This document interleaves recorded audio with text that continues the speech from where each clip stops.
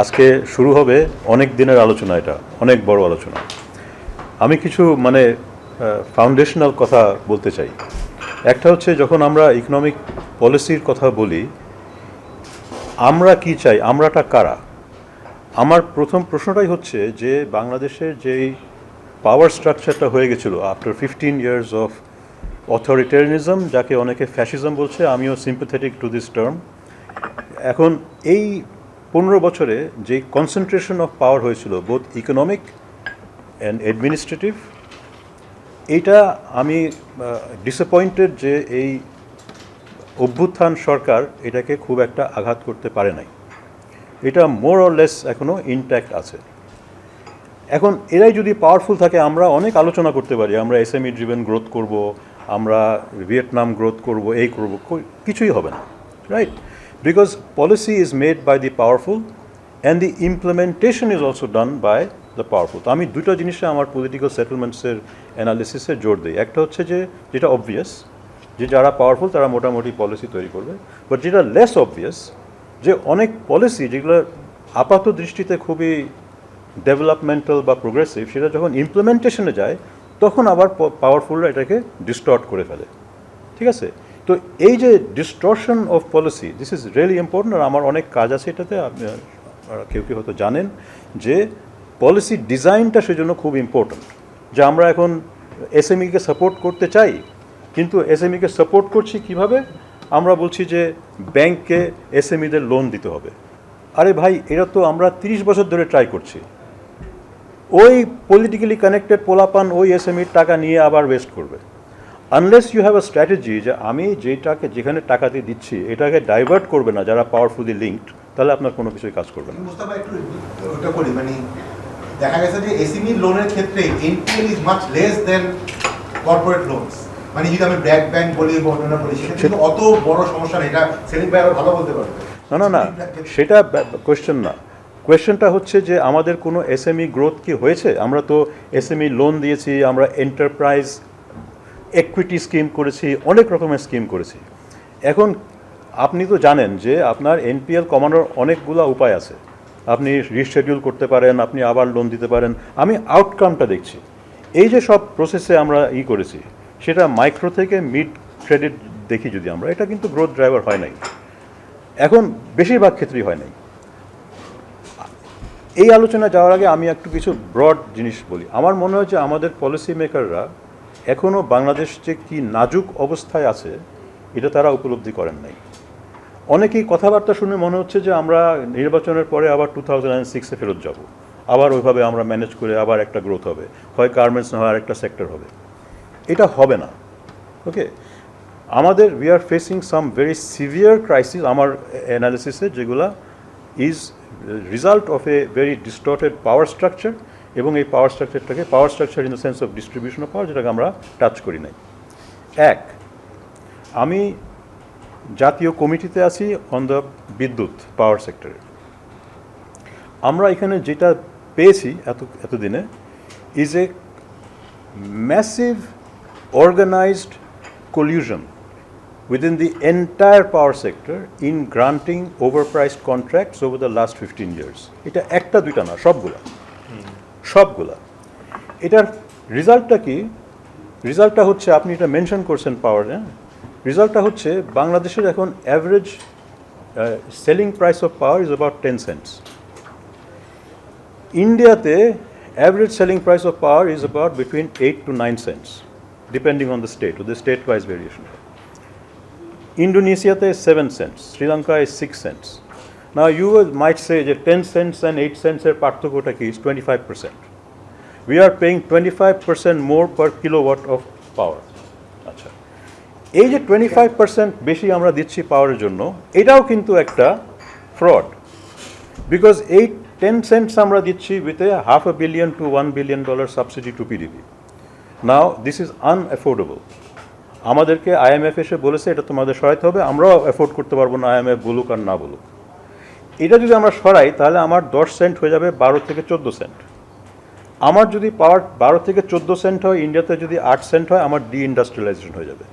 আপনি এসএমই বলেন, বিগ বলেন, ছোট বলেন, যাই বলেন, আমাদের ডিইন্ডাস্ট্রিয়ালাইজেশন হয়ে যাবে, রাইট?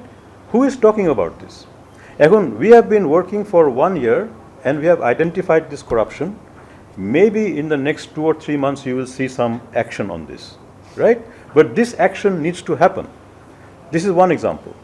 আমাদের ব্যাংকিং সেক্টরে যে চুরিটা হয়েছে এটাতে করে এক এক দিন আমরা এক একটা ফিগার শুনি 30% non performing loan 40% non performing loan শুনলে মাথা খারাপ হয়ে যাওয়ার কথা how is anyone going to resolve this problem আপনি এটাকে ধামাচাপা দিয়ে but the consequence of this our interest rates are higher than our competitors okay আচ্ছা so our interest rates are higher our power prices are higher আমাদের logistics prices are higher it was cheaper for a Bangladeshi exporter to ship a product across India and ship it from the western side of India than take it to Chittagong. এটা কিসের জন্য? Is because these mafias control every aspect of the logistics including the ports and customs.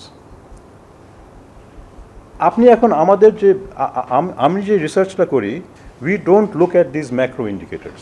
আমরা almost economic anthropology করি গিয়ে দেখি যে মানুষের কিভাবে জীবন যাপন করতেছে how are they actually doing their activity we observe and when you observe business in Bangladesh you will see that informality here is of a different magnitude মানুষে যে ম্যানেজ করে কথাটা বলি আমরা ব্যবসা চলে বিকজ ওই যে এতগুলা নেগেটিভ ক্যারেক্টারিস্টিক্স আমার পাওয়ার দাম বেশি আমার ইন্টারেস্ট এটা সেটা সব বেশি আমি কি করি আমি চুরি করে ব্যবসাটা চালাই আমি ইন্টারেস্ট দেই না ব্যাংকে আমি ওখানে চুরি করি আমি স্মাগল জিনিস ব্যবহার করি আমি শ্রমিকদের বেতন দেই না আমি এই সেই অনেক কিছু করি এইটা করে আমি ওটাকে ব্যালেন্স করি অর্থাৎ সবাই নিয়ম ভাঙতেছে ব্যুরোক্র্যাটও নিয়ম ভাঙতেছে ব্যবসায়ীরাও নিয়ম ভাঙতেছে সে তার বন্ডেড ওয়্যারহাউস থেকে মাল ছাড়তেছে ওইটা দিয়ে কভার করতেছে তার ব্যাংকের টাকা দেওয়ার জন্য মানে সব কিছু একটা গোলমালের মধ্যে আটকা আছে আপনি এই যে ম্যানেজমেন্টের জিনিসটা যখন আমাদের ইকোনমিটা সিম্পল ছিল আমরা কাজ করাতে পারতাম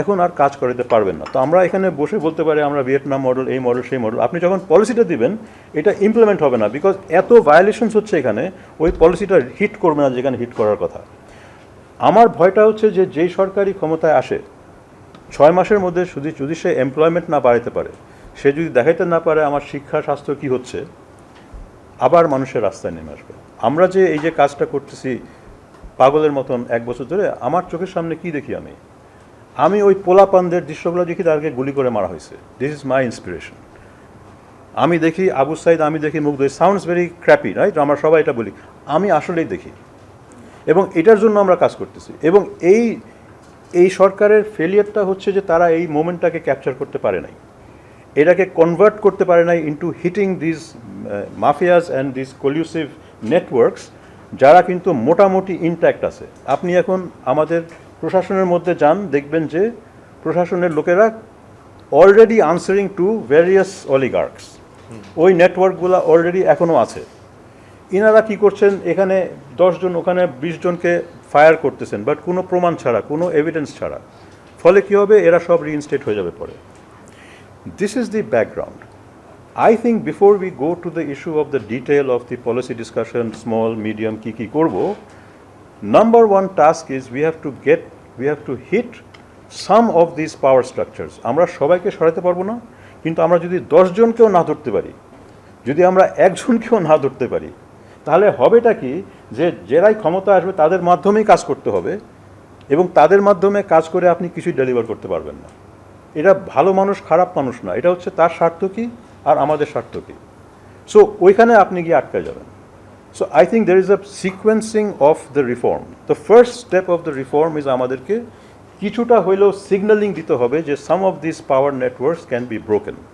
this is what I am working on I haven't given up hope এখনও কিন্তু চান্স আছে 2-1টা জায়গায় আমরা হিট করব এটা যদি আমরা হিট না করতে পারি আমাদের সব কিছু এগুলো হচ্ছে না রেভলিউশনারি অ্যাপ্রোচ না অ্যাকচুয়ালি রেভলিউশনারি অ্যাপ্রোচ না আমি কিন্তু অগস্ট থেকে বলে আসছি লাস্ট অগস্ট থেকে যেখানে রেভলিউশন ওইরকম হবে না আমাদেরকে 4-5 জনকে টার্গেট করে ধরতে হবে এটা রেভলিউশন না এটা সিগন্যালিং আপনি দেখেন এই যে 1 বছরের আমাদের এই যে এত রকমের কমিশন কমিটি এই সেই তদন্ত হলো আমি জানি ভিতরেরকার খবর ওকে দি এভিডেন্স যেটা আমাদের আছে আপনি একজনকেও কনভিক্ট করতে পারবেন না বিকজ আমি লাস্ট সেপ্টেম্বরে একটা পেপার লিখেছিলাম last September where I said যে ইফ আমরা যদি এই ইনভেস্টিগেশন আমাদের ইনভেস্টিগেশন এজেন্সির মাধ্যমে করি আপনার কোনো ইনভেস্টিগেশন সাকসেসফুল হবে না দুইটা কারণে এক হচ্ছে এদের অ্যাকচুয়ালি কোনো ক্যাপাসিটি নাই ইনভেস্টিগেশন করার বিকজ তারা কোনো দিনও এভিডেন্স বেসড ইনভেস্টিগেশন করে নাই বাংলাদেশের পুলিশ এসিসি কেউ এভিডেন্স বেসড ইনভেস্টিগেশন করে না সেকেন্ডলি আপনি by the time you get down to the investigation officer level এরা হচ্ছে 90% করাপ্ট এরা যায় ইনভেস্টিগেশন করতে ওখান থেকে ডিল করে নিয়ে এসে তারপরে একটা আন্ডারস্ট্যান্ডিংয়ে আসবে এটা করতে হবে না আমি তখন প্রপোজাল দিয়েছিলাম যে আমাদেরকে এক্সটার্নাল ইনভেস্টিগেশন নিয়ে আসতে হবে টু সাপ্লিমেন্ট দিয়ে ফর্মাল ইনভেস্টিগেশন সেটা হয় নাই তাও জায়গায় জায়গায় হয়েছে আমি যেখানে যেসব জায়গায় কাজ করছি I have insisted on that and we are getting some results I hope that in a couple of months you will see 1 or 2 results. এটা আরও ব্যাপকভাবে হওয়া উচিত ছিল এটা আমরা সাকসিড করি নাই এটা যদি আমরা সাকসিড কিছুটাও করি একটা সিগন্যালিং হবে আমার ভয়টা হচ্ছে যদি সিগন্যালিং একেবারেই না হয় যে পাওয়ারে আসবে সে 6 মাসের মধ্যে ফেল করবে আরেকটা অভ্যুত্থান হবে এবং এটা নিয়ে আপনার পোলাপান কিন্তু এইসব কথা বলতেছে অলরেডি এটা হবে না হবে না আমরা আবার করতে হবে I hope that doesn't have to happen because we don't need another turmoil but we will not be able to আমরা কিন্তু কোনো প্রোগ্রেসিভ পলিসি মেকিং করতে পারবো না যদি আপনার ওই মাফিয়াগুলো আমাদের সব পলিসি কন্ট্রোল করে আপনি ব্যাংকিং ক্লিন করতে পারবেন না আপনি করাপশন ক্লিন করতে পারবেন না লজিস্টিক্স ক্লিন করতে পারবেন না পাওয়ার সেক্টর ক্লিন করতে পারবেন না এগুলো তো ফান্ডামেন্টাল এটা তো আপনার প্যারামিটার সেট করছে interest rate power rates transportation rates this are the parametric determinants of your policy আপনি যদি এটাকে সেট না করতে পারেন আপনার ম্যাক্রো মাইক্রো এগুলো পলিসি কাজ করবে না right this is my analysis and that correction requires A shift in the political settlement in the sense of the distribution of পাওয়ার আমি যদি পাওয়ারকে একটুও শিফট না করতে পারি আমরা অনেক মাইক্রো মানে monetary policy fiscal policy tax বাড়াও ট্যাক্সটা দিবেটাকে ওরা ট্যাক্স দিবে না so we are going to be stuck in that problem আমি এটা খালি I want to set the scene for the discussion আজকে আমাদের সব কিছু হবে না but we need to talk at multiple levels we need to talk about how are we going to determine and implement policy which is a question of power then if we assume that power is shifting away from the oligarchs then we can talk about SME policy if power is not shifting away from oligarchs we can it's a pointless to talk about SME policy then we have to say okay how do we put pressure on the oligarchs to deliver a little bit more growth which is a completely different policy আর ওখানে আপনি হয়তো আরও 1% squeeze করতে পারবেন কিন্তু আমাদের NPL বাড়তে থাকবে আমাদের চুরি বাড়তে থাকবে এখন কিছুটা হুন্ডি কমছে বিকজ একটু ধামাচাপা আবার যখন আপনার বলেন আমরা দেখেছি যে অলিগার্স আছে আদানির মতো অলিগার্সরা আছে তারপরে তো India is growing at 7-8%. What is the job situation? There are no jobs. So what is India doing? তোমাদেরকে আমরা চাকরি দিচ্ছি না তোমাকে আমি হিন্দুত্বের প্রাইড দিচ্ছি হ্যাঁ गर्व से कहो हम हिंदू हैं हैं तो गर्व से कह रहे हैं और क्या हो रहा है মুসলমান মার रहे আপনি চাইয়ে সেটা আপনি যদি মানুষকে চাকরি না দিতে পারেন আপনি কি দেবেন তখন অন্য কিছু দিতে হবে ইন্ডিয়াতে কোনো চাকরি নাই and look at the crisis in India India is in deep crisis আপনার জব সিচুয়েশন খুবই খারাপ growth is concentrated in a few states most স্টেটসে কোনো গ্রোথ হচ্ছে না ওরা বেঁচে গেছে because there is a massive internal মাইগ্রেশনের বিরুদ্ধে এখন আন্দোলন চলছে বাঙালি খেদাও আন্দোলন চলছে না আছে Modi economics is more formal, at least was more rules based, but it was oligarch based. Hasina was Modi with massive corruption.